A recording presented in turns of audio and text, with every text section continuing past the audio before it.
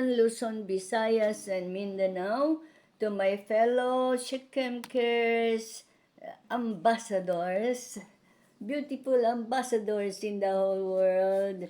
And good morning, good afternoon, good noon to all parts of the world who is listening and joining us in this Malaysia prayer watch this very day of July 2026. Welcome everyone. And let us pray. Father, we thank you for this wonderful day that you have created for us to rejoice and be glad in thee. And we declare that from the rising of the sun to the going down of the same, the Lord's name is to be praised. Only the name of Jesus that has been given in heaven and on earth, wherein people will be saved, wherein people will be healed and delivered and set free, to live the kind of life that God, you have created every person in the whole world to be. Hallelujah.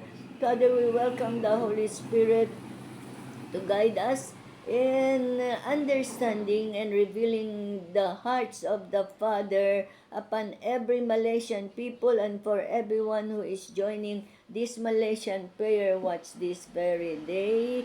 And we thank you, Father, for the word that is quick and alive and will not return unto you void, but it will accomplish the miracle that you have sent your word for us to live by. Thank you, Father, for all that you have placed in the hearts of every one of us as we open our hearts and our spirit and every elements of our lives, that we may comprehend and move according to your will and purpose for the lives that you have saved and redeemed through the precious blood of the Lord Jesus Christ. We pray all of these things, Father, with thanksgiving in Jesus' name. Amen and amen. Today we'll be studying about, I titled this exhortation, Welcome Holy Spirit. I believe that every one of us believers in Christ Jesus had been baptized and filled by the Holy Spirit. And what we are going to see and receive the revelation from Luke chapter 4 from verses 18 to 19. This will be a heavenly mandate for every believers to do.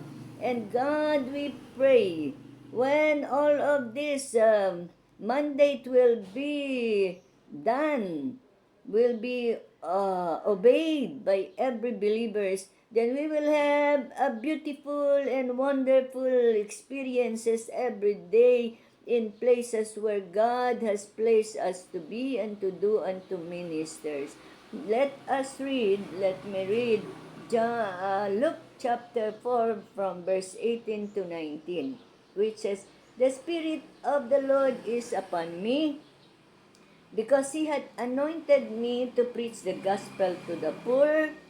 He had sent me to heal the brokenhearted, to preach deliverance to the captives, and recovering of the sight to the blind, to set liberty them that are bruised, and to preach the acceptable year of the Lord. Amen. Amen. So we will study this line by line, and I will give you experiences that I have with these words and with this mandate, that as I move every day, things are happening by the guidance of the Holy Spirit. The Spirit of the Lord is upon me. Filipinos, we have this, what's this? Our national anthem. And we have this Panatang Makabayan. And for every Christians, I believe, this will be our daily declaration. The Spirit of the Lord is upon me, which means to say that in every move, in every details of our lives every day, we are welcoming the Holy Spirit. But sad to say, like what I have experienced the other day, that's why I have to share to you, is that I miss the fellowship of the Holy Spirit. I need to find my bank account, and I just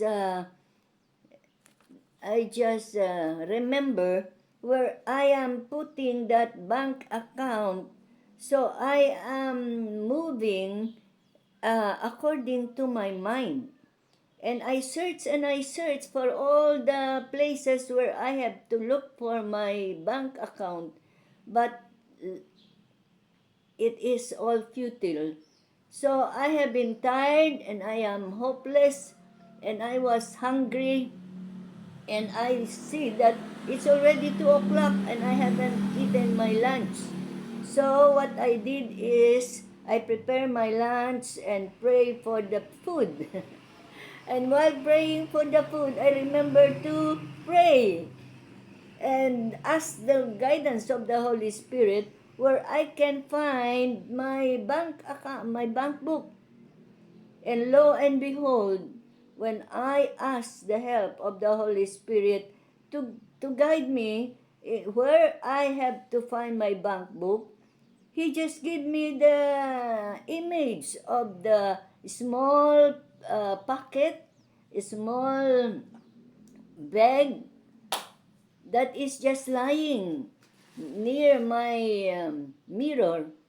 And before I eat my lunch, I took up that small pouch, and lo and behold, truly my bank book is there, just lying, and I haven't seen it for hours that I have been seeking for because I'm operating on my own. So this is a lesson for me that in everything, small or big, I have to seek the wisdom of the Holy Spirit and guidance so that everything that I have to do will be done according to God's plan and purpose and for my own benefit. I don't have to be moving according to my own um, instinct. I have to um, I have to rely I have to rely on the power and wisdom of the Holy Spirit so that everything in my life will be done for God's honor, glory, and for my benefit. I don't need to act on autopilot every day, but I need the wisdom and the guidance of the Holy Spirit in every day that I have to move. So the challenge now is um, we should we should obey and move according to the heavenly mandate that God is giving us according to the moving of the Holy Spirit. So, the second line says, so the Spirit of the living God is upon me, and I have to make the Holy Spirit my best friend and my guide in all steps of the way that I am moving every day. Second line is, He had anointed me to preach the gospel to the poor. Yeah, we can look at in my life, in the ministry that God has given me, I really look always on the welfare of the poor. In Iloilo, I always go to the side of the Catholic Church where there are so many poor beggars. And I sit with them and share to them the gospel of the Lord Jesus Christ so that they will have hope. They will regain their identity and integrity. Not that it is really for the poor, but God is revealing unto us there's so many people poor in spirit because they have been separated from God because of sin. and whatever paradigm that they have received in their early years, they are so poor in their spirit. Others are dead in the spirit because of sin that separates man in the life of the Father who gave us life. Some people are so disappointed because they are so angry with the word. They have grievances. They lost their identity. They are beggars in the street. They have lost their integrity, they have lost their value, they don't feel so important, they feel themselves too poor, and they cannot stand in their lives, they cannot live the life that God has intended for them to be because they lost their hope and their integrity, and they feel that they are rejected in the world. So these are the poor in spirit that we have to reach out to them with the good news of salvation by the guidance of the Holy Spirit as we go in our daily lives declaring the good news of salvation. Verse 3 it says, He had sent me to heal the brokenhearted. There's so many people that are brokenhearted, and though they are trying to appear, they are they are okay, they are happy, they are having a good time, but when we can share the word of God to them, we will notice that many people are brokenhearted, that they have to hear the word of God that they will be delivered from their brokenness. Even children, when we talk to children, we could understand why they are acting the way they are acting, or why they are so sick with the infirmities that they have. We have a neighbor here who is very asthmatic and miss their his school now and then. And we were asked to pray for that boy, and we went to their home and sing praises to God and talk to the boy. And I said, "Can you tell me something about your childhood days?" And he started crying and declaring that he's so broken-hearted because he can see children of his age being brought to school by mother or father, and yet in his case there is only one adult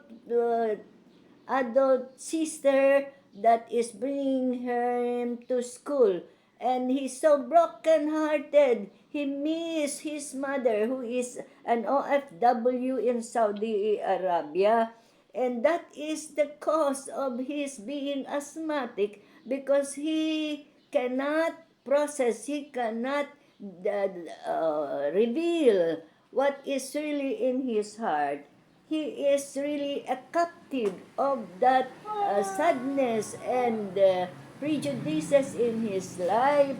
And when we share the word of God to him and ask the mother, because the mother is now here with her, when I ask the mother to ask forgiveness from the child and they kiss and make up, hallelujah, the child began to be free from this asthmatic spirit.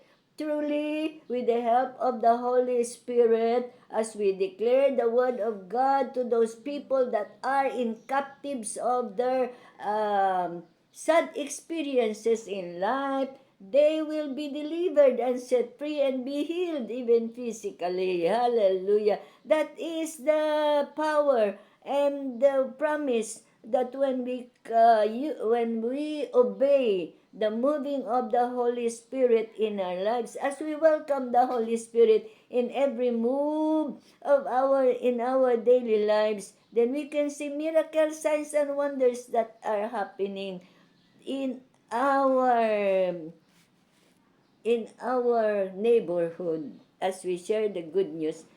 The next verse, it says, recovering sight to the blind.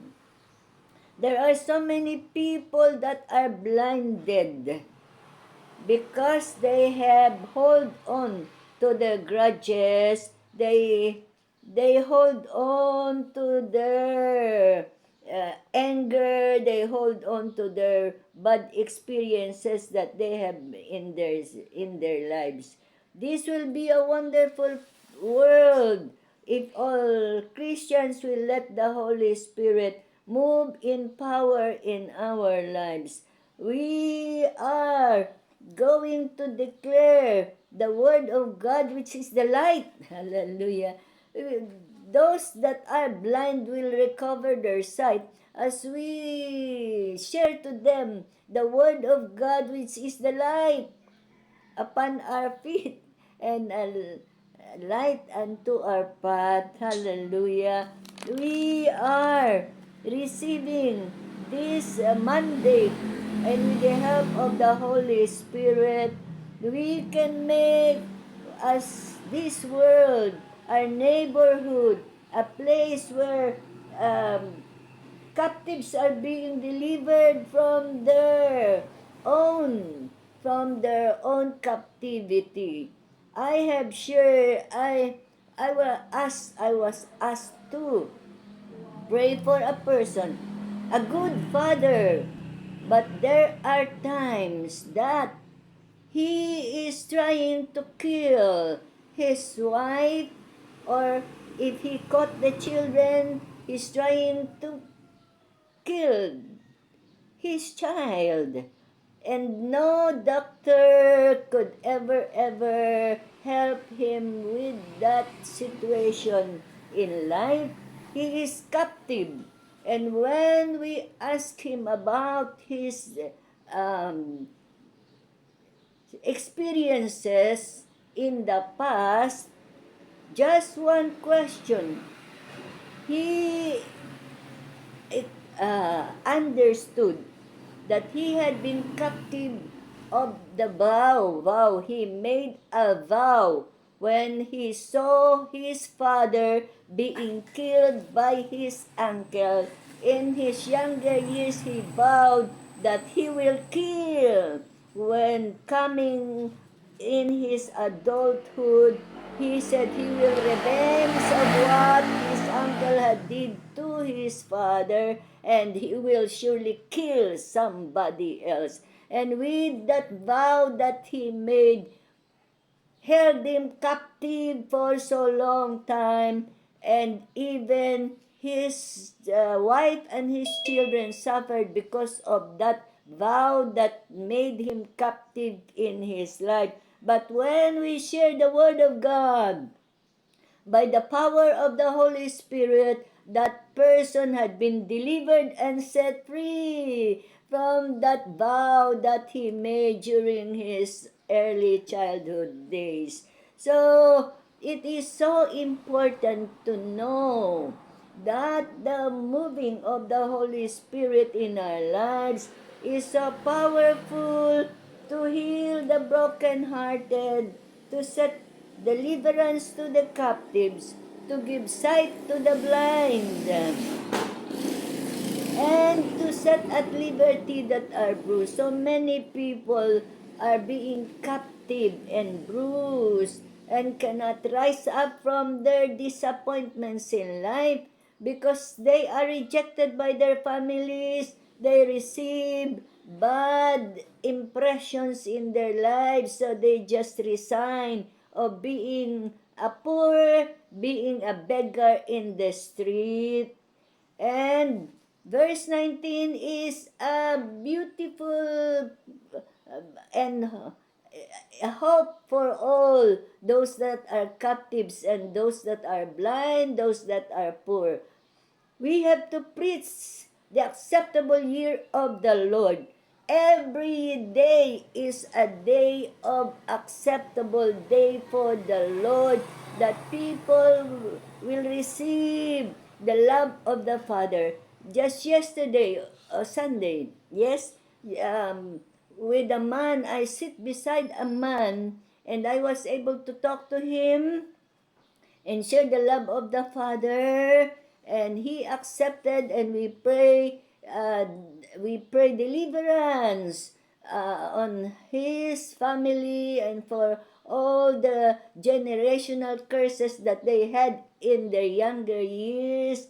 And before I reached my destination, that man had been set free and be delivered, and he accepted the Lord Jesus as his Lord and Savior. This is some of my experiences when I really depend on the power of the Holy Spirit and the power and the light of the gospel that is being shed unto us by the Holy Spirit. When we share the Word of God by the guidance of the Holy Spirit, for every person that are poor, for every person that are captives, for every person that are blind, they will be set free, they will be delivered, they will see the light, and they will be saved by the guidance of the Holy Spirit guiding us when we